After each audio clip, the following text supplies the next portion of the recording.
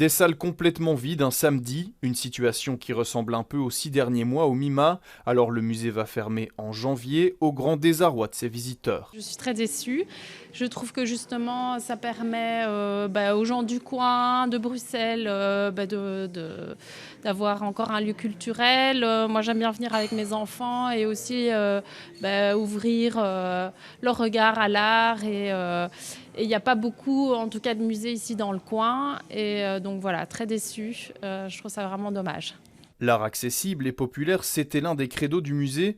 Pour cette enseignante brugeoise, c'est un outil précieux qui s'en va. Als leerkracht altijd, ieder jaar met mijn leerlingen. Je viens chaque année avec mes élèves de 6e secondaire. C'est un musée qui se concentre sur le street art, cela n'existe pas à Bruges. Ce n'est d'ailleurs pas très courant. Et on voit toujours quelque chose de différent ici. C'est chaque fois une surprise et c'est très accessible pour les élèves.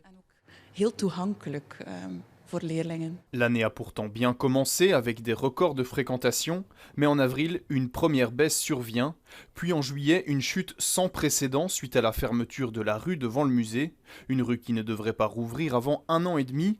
Le musée dépend à plus de 50% des revenus de billetterie, alors face au manque de perspective, il a décidé de fermer. On a imaginé beaucoup de scénarios, mais pas celui-ci pour une fermeture. On n'imaginait pas que ça arriverait. Et donc voilà, c'est la surprise. Mais on veut surtout penser à tout ce que l'on a réalisé et c'est ça qui est le plus important.